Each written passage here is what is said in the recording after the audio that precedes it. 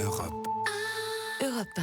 Axel de Tarlet, vous nous parlez ce matin des salaires totalement fous pratiqués chez Facebook et Google. Oui, si vous arrivez à décrocher un emploi chez Facebook ou Google, ce que je vous souhaite à tous, eh bien, c'est le jackpot intégral. Même un poste lambda, il faut accepter. Vous savez que la loi américaine oblige maintenant les entreprises à publier le salaire médian. C'est-à-dire que vous avez la moitié des salariés qui sont au-dessus de ce salaire et l'autre moitié qui sont en dessous.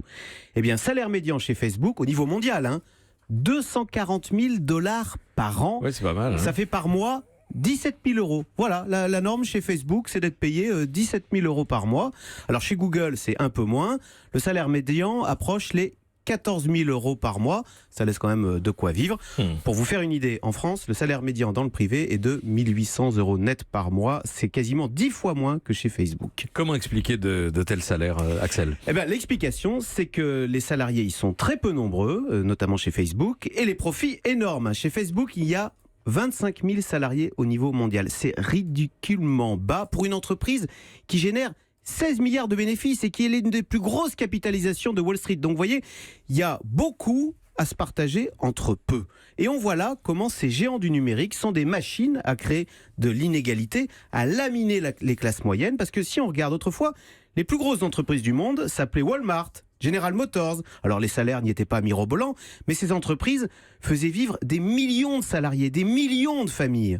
Aujourd'hui, les nouveaux géants mondiaux ne font plus vivre des millions de familles, mais quelques happy few, comme on dit, donc une poignée de salariés triés sur le volet avec des salaires au cocotier. Et pour les autres, écoutez, on vous encourage à devenir auto-entrepreneur, payé à la tâche, sans SMIC, ni syndicat, ni congé payé. Ainsi sont mortes, disons-le, les classes moyennes. Ajoutez à cela que ces géants du numérique arrivent en plus à payer très peu d'impôts, ce qui leur permet de gaver leurs actionnaires. Apple a annoncé cette nuit, en toute tranquillité, qu'il va verser, tenez-vous bien, 100 milliards de dollars à ses actionnaires. 100 milliards de dollars, c'est le PIB de la Slovaquie. Écoutez, on voit là comment ces nouveaux géants du numérique ont ravagé aussi bien le monde du travail que notre État-providence. Axel de Tarlet. Hélène ? Vous les rendez responsables de toute la misère du monde, on a l'impression, ces GAFA.